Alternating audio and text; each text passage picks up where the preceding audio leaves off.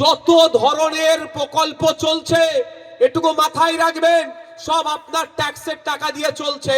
Even Mamata Banerjee, MP, MLA, Naushad Siddiqui যারাই মাইনে পাচ্ছে সবই আপনাদের ট্যাক্সের টাকাতে। কিভাবে? আপনি 10 টাকা দিয়ে পানির বোতলটা কিনলেন, এতে আপনার ট্যাক্স দিচ্ছেন। কি লেখা আছে এমআরপি নিচে দেখবেন, ইনক্লুসিভ অফ অল ট্যাক্সেস, সমস্ত ধরনের ট্যাক্স দিয়ে এটা দাম হচ্ছে 10 টাকা। অর্থাৎ এর থেকে আপনি ট্যাক্স কোথায় যাচ্ছে? যত প্রকল্পে যাচ্ছে জড়ো হচ্ছে সেখানে আসছে। কেউ যদি আপনাদের বলে যে আমাদের সরকারের নিচ্ছ, আমাদের বিরুদ্ধে কথা বলছে, একটু বলবেন এই চুপ কর। সরকারের মন্ত্রীরা যে গাড়ি চড়ে ঘুরছে ওটা আমি কৃষক, আমার ট্যাক্সের টাকাতে চড়ছে। আগামী দিনে বেশি কথা বললে গণতান্ত্রিক প্রক্রিয়াতে ওই মন্ত্রীকে গাড়ি থেকে আমরা নামিয়ে দেবো। বুঝতে পেরেছেন কি বলছি? আপনাদের সরকারের উল্টে আপনি সরকারের গাড়িটা চালানোর সহযোগিতা করছেন, কিন্তু আপনাদের বলা হচ্ছে কি ভুল বোঝানো হচ্ছে।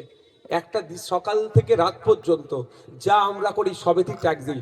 সকালবেলা উঠে দাঁত মাজি না, ব্রাশ আর পেস্ট দিয়ে মাজি, তো ওই ব্রাশটা কিনতে গেলেও ট্যাক্স লাগেছে, মাজনটা কিনতে গেলেও ট্যাক্স লেগেছে।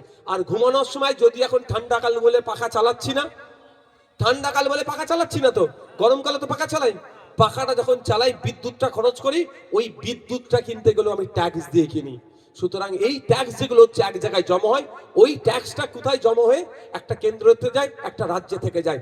কেন্দ্র সরকারের যে প্রকল্পগুলোর মাধ্যমে এখানে আবার ঘুরে আসে, রাজ্য সরকারের প্রকল্পগুলো ওই টাকা থেকে দেয়। তাহলে আবার তাহলে সরকার কোথা থেকে দিল ভাই?